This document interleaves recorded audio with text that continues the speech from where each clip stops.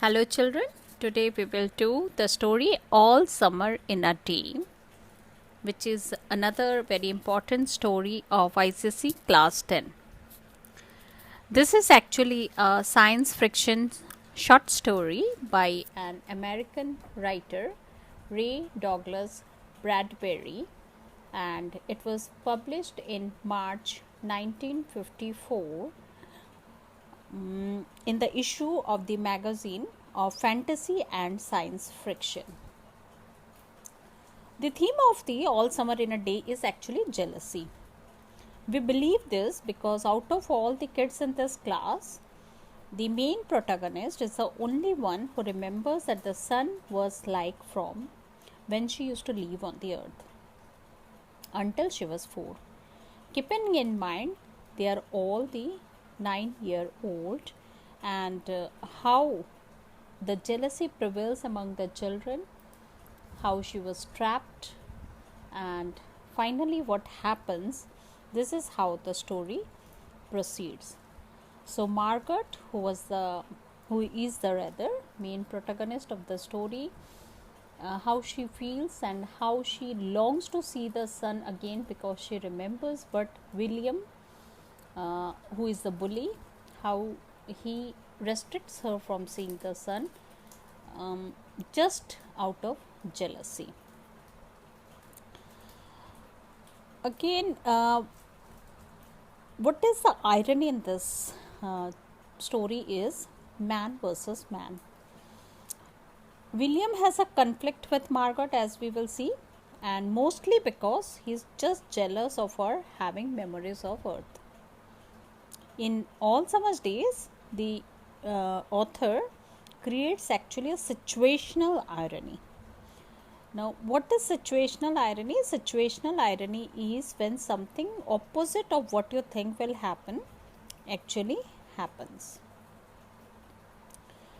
Then, who is the antagonist in the story?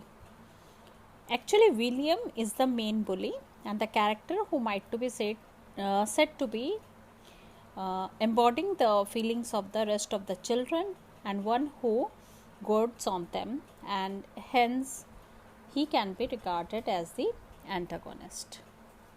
So Margaret main protagonist and William main antagonist. So let's begin our story. Ready? Ready. Now? Soon. Do the scientists really know what will happen today? Will it? So this is a conversation going among the children, and whether the scientists actually know what is going to happen that particular day. Look, see for yourself. The children press to each other like so many roses, so many weeds intermixed, peering out for a look of the hidden sun. And it rained. It had been raining for 7 years, thousands upon thousands of days, compounded and filled from one end of the other with rain, with a drum of gush of water, with a sweet crystal fall of showers, and the concoction of storms so heavy that the tidal waves came over the islands. So, in this particular paragraph, it is said that it has been raining for 7 years. That is for thousands and thousands of days.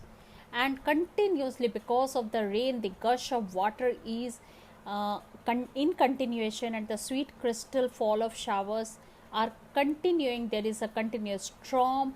As such, the tidal waves are almost covering the islands. 1,000 forest has been crushed under the rain and grown up 1,000 times to be crushed again. Now, since it is continuously raining, obviously forests are growing every day. New plants and trees are growing. The previous ones are being crushed away. And this was the way life forever on the planet Venus. And this was the schoolroom of the children of the rocket men and women who had came to a raining world to set up a civilization and life out of their lives. So here we come to know, actually they are talking about planet Venus, and particularly the children are present in the classroom, and all these people have gone to, along with the children, have gone to the planet Venus, where they want to set up a civilization and live out of their lives. It's stopping. Yes. Margot stood apart from them, from these children, who could ever remember a time when there wasn't rain and rain. So suddenly the students or the children started shouting, "It's stopping! It's stopping!" So the first time they have ever seen the rain being stopped. Now, among all these children, there was a girl called Margot who always stood apart from them, and the other children who has been there always saw continuous rain. They were all 9 years old, and if there had been a day 7 years ago when the sun came out for an hour and showed its face to the stunned world, they could not recall. They were all 9 years old, and if ever before 7 years sun would have come out for an hour or so, so they wouldn't have even remembered. They were too small to remember. Sometimes at night she heard them stir in remembrance, and she knew they were dreaming and remembering gold or a yellow crayon or a coin large enough to buy the world with. She knew, they thought, they remembered a warmness, like a blushing in the face, in the body, in the arms and legs and trembling hands. So sometimes these children used to, in their dream, while sleeping, they used to remember something gold or yellow crayon or a large enough to buy the whole world. So the warmth they might have felt at the age of 2 on their body, in their legs or arms or trembling hands. They dreamt about the sun, but they couldn't remember. But then they always awoke to the tattering drums, the endless shaking down of clear bead necklaces upon the roof. Over here, the clear bead necklaces upon the roof refers to the stinging drops of rain that were continuously falling on the roof. The walk, the gardens, the forest and their dreams were gone. But once they woke up, they again used to see the continuous rain, and all the dreams were forgotten. All day yesterday they had read in class about the sun, about how like a lemon it was and how hot, and they had written small stories or essays or poems about it. I think the sun is a flower that blooms for just an hour. So the previous day they were said about the sun, they were very excited, they had even written small stories or essays and poems. Even some child wrote that I think the sun is like a flower that blooms for just an hour. So see the rhyming the child has made.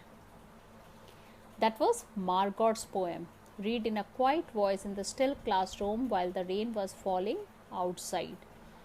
"Ah, you didn't write that," protested one of the boys. Now, since others never liked Margot, so even her beautiful poem was protested at. "I did," said Margot, "I did." But she protested back, because she has written it herself. "William," said the teacher. But that was yesterday. Now the rain was slackening, and the children were crushed in the great thick windows. "Where's the teacher?" "She will be back." "She did better hurry, we will miss it." Now the children were very excited, but the teacher has gone somewhere, so they were very, very excited. They want their teacher to be back soon, otherwise they might miss the sun. They turned on themselves like a feverish wheel, all tumbling spokes. Margot stood alone. She was a very frail, lean and thin girl who looked as if she had been lost in the rain for years, and the rain had washed out the blue from her eyes and the red from her mouth and the yellow from her hair. So she was very frail girl, and in this 7 years continuous rain, as if she has lost her natural beauty, all the beauty from her eyes, that is the blue from her eyes, the red from her mouth, the chubbiness from her mouth, and the yellow from her hair, the original golden color from her hair. She was an old photograph dusted from the album, whitened away, and if she spoke at all, her voice would be a ghost. She was like, over here she is compared to an old photograph dusted. She was so pale that she is compared to an old photograph, and ever if she spoke, she seemed like as if a ghost is there. Now she stood separate, staring at the rain and the loud weight world beyond the huge glass. "What are you looking at?" said William. Margot said nothing.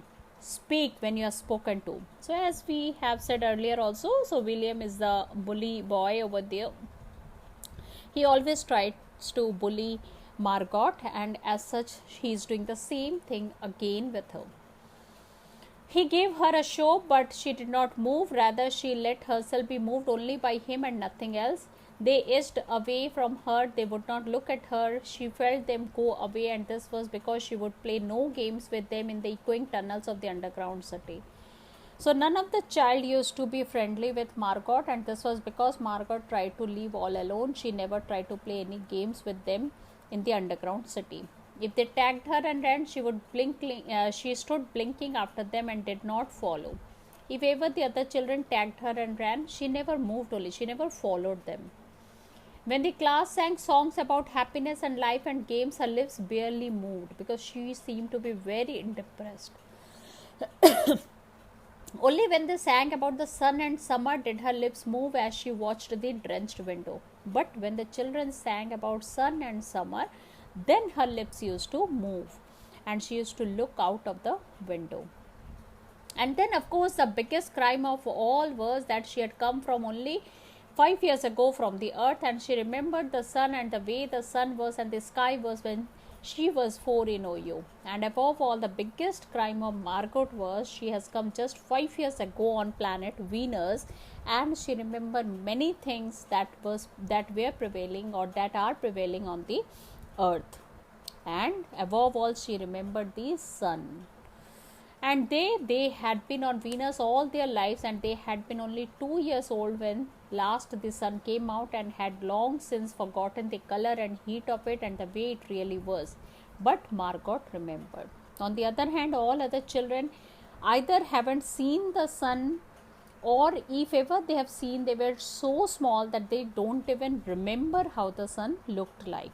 Whereas Margot remembered everything, because she was on earth and she has hardly came to Venus 5 years ago. So this was the biggest crime of Margot, and this was the main point of jealousy for William and the other children. It is like a penny, she said once, eyes closed. So when Margot used to remember the things on the earth, she once said, closing her eyes, it is like a penny. No, it is not, the children cried. It is like a fire, she said, in the stove. You are lying, you don't remember, cried the children. So every time she used to say something about sun, the other children used to protest. But she remembered and stood quietly apart from all of them and watched pattering windows. And once, a month ago, she had refused to shower in the school shower rooms, but clutched her hand to her ears and over her head, screaming the water must not touch her head. So once, around a month ago, she even refused to take a shower, and she shouted, screaming that the water must not touch her head. So after that, dimly she sensed it. She was different, and as they knew, her difference was kept away. So somehow it seemed that she was little different from the other children. There was talk that her father and mother were taking her back to earth next year. It seemed vital to her that they do so, though it would mean the loss of thousands of dollars to her family, and so the children hated her for all those reasons of big and little consequence. So since she was becoming more and more sick over there on the Venus, so her parents had decided to take her back on the earth. Although this means her parents will lose a large amount of money that they have spent on sending her to Venus, but still, and all this thing made the other children hate her. Get away, the boys gave her another push. What are you waiting for? Then for the first time she turned and looked at him, and what she was waiting for was in her eyes. Well, don't wait around here, cried the boy savagely. You won't see anything. So even she was waiting for the sun, but the boys would not let her see. Now for the first time Margot protested. Nothing, he cried. It was all a joke, wasn't it? He turned to the other children. Nothing happening today, is it? So he seemed to convince Margot that nothing is going to happen that day, so move away from the window. They all blinked at him and then suddenly laughed and shook their heads. Nothing. So they were making her embarrassed, as well as they seemed to make a mock her that nothing is going to happen today. Oh, but Margot whispered, her eyes helpless. But this is the day the scientists predict. They say they know the sun. But Margot, a little confused, little puzzled, said, but no, this is the day the scientists had predicted. And she left, she kept the word incomplete that the sun. All a joke, said the boys, seized her roughly. Hey, everyone, let's put her in a closet before the teacher comes. So finally one of the boy decided that let us put her in a closet, lock her in a cabinet, so that she can miss the appearance of the sun, and they need to do this before the teacher come. No, said Marcotte, falling back.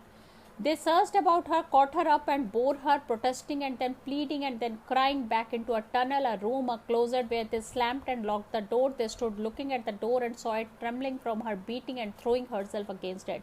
They heard her muffled cries, then smiling, they turned and went out and back down the tunnel just as the teacher arrived. So in between they caught her, although she first protested, then even pleaded, then she cried badly, but all the boys carried her away through the tunnel into a room, and then they locked her into a closet. She tried to go out of the closet, but she could not free herself. The other boys saw the closet being trembling because of her beating, but finally the boys, they smiled and went back to the classroom, and then the teacher arrived. Ready, children? She glanced at her watch, and finally the time had arrived. Even the teacher was excited. Yes, said everyone. Are we all here? Yes. The rain slacked still more. They crowded to the huge door. The rain stopped. So the teacher came just at time, and she was ready to take the children outside, and suddenly at the time arrived when the rain stopped. It was she finally also once confirmed whether all the children was there, and all the children said yes. It was as if in the midst of a film concerning an avalanche or tornado or hurricane, a volcanic eruption, something had first gone wrong with the sound apparatus, thus muffling and finally cutting off all the noise, all the blast and repercussion and thunder, and then second ripped the film out from the projector, inserted in a place a beautiful tropical slide which did not move or tremor. So it was like certainly, a film was going on which had tornado, a hurricane, a volcanic eruption, means a world where different type of natural disasters going on. Suddenly a slide changes and a beautiful tropical slide appears. Suddenly the rain subsides, it becomes very calm, and the silence there prevails, and the silence was so immense and unbelievable that you felt your ears has been stuffed, or you had lost your hearing altogether. The children put their hands to their ears, they stood apart, the door slid back, and the smell of the silent, waiting world came into them. First time the children felt such a silence, and suddenly they even saw the sun coming out. It was the color of a flaming bronze, and it was very large, and the sky around it was a blazing blue tile color. And for the first time the children experienced, and the jungle suddenly burned with sunlight as the children realized, and they even were released from their spell, that the beauty that has spread all around. They rushed out yelling into the springtime. Now don't go too far, called the teacher after them. You have only 2 hours, you wouldn't have to get caught out. Caught out means once after 2 hours the sun goes back again, the rain will start, so the children should not be caught out in the rain. But they were running and turning their faces up to the sky and feeling the sun on their cheeks like a warm iron. They were taking off their jackets and letting the sun burn their arms. Oh, it is better than the sun lamps, isn't it? So they were comparing the artificial man-made lamps with the original sun. Obviously they felt much better. They took off their jackets, and they were feeling the essence of the sun on their body. They stopped running and stood in the great jungle that covered Venus, that grew and never stopped growing. Tumultuously, even as you watched it, it was a nest of octopi clustering up, great arms of flesh like weed, waving, flowering in their brief spring. It was the color of rubber and ash. This jungle, from the many years without sun, it was the color of stones and white cheeses and ink, and it was the color of the moon. So obviously it has been raining for 7 years without sun. So it was colorless, as if the color of stone, white cheeses and ink. There was the color of the moon. That means the whole Venus, although it was jungle, but only colorless jungle.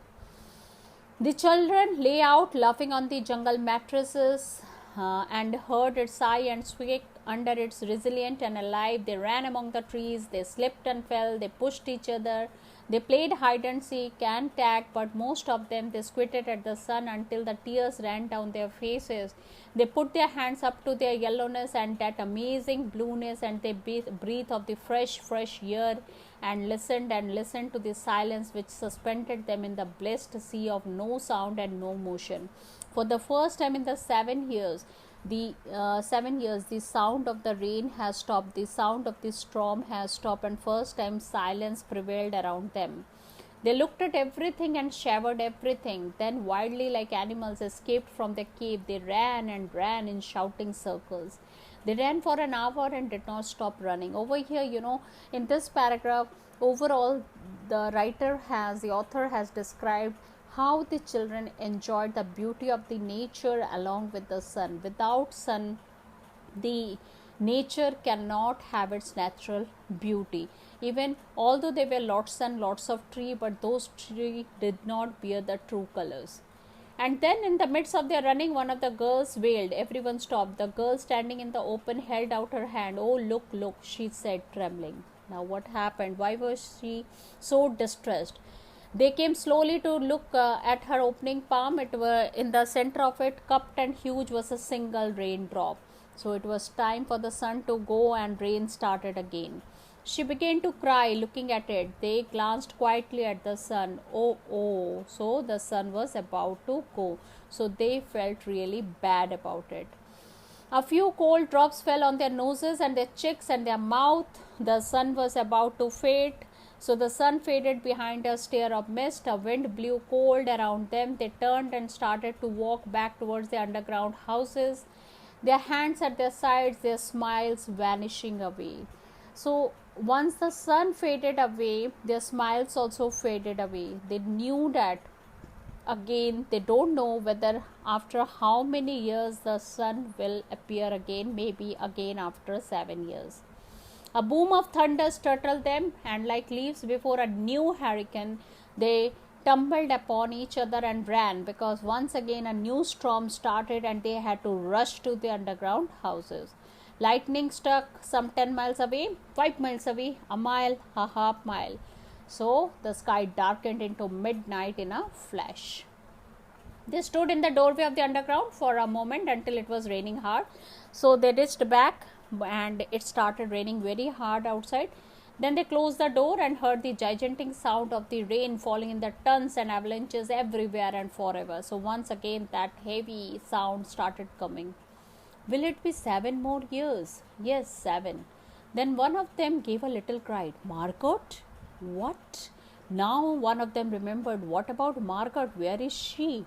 And actually children had totally forgotten about Margot. She is still in the closet where we locked her. Margot? They stood as if someone had driven them like so many stakes into the floor. They looked at each other and then looked away. They glanced out at the world that was raining now and raining steadily. They could not meet each other's glances. Their faces were solemn and pale. They looked at their hands and fed their faces down.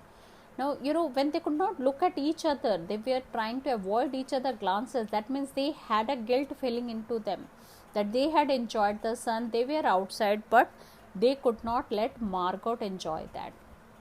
Margot, one of the girls said, well, no one moved. Go on, whispered the girl. So finally, we have to take out Margot out. They walked slowly down the hall in the sound of the cold rain. They turned through the doorway to the room in the sound of the storm and thunder, lightning on their faces, blue and terrible. They walked over to the closet door slowly and stood by it. So finally they went over there near the closet where Margot was locked. Behind the closet door was only silence. They unlocked the door even more slowly and let Margot out. Here the story ends.